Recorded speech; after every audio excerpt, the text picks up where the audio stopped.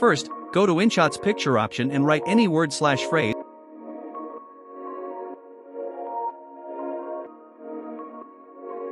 Then save its cutout.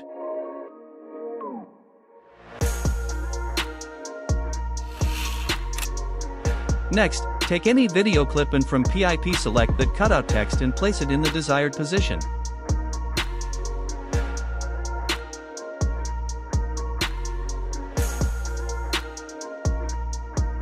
Then, again take the same video clip from PIP and place its cutout properly, adjusting it to the right size.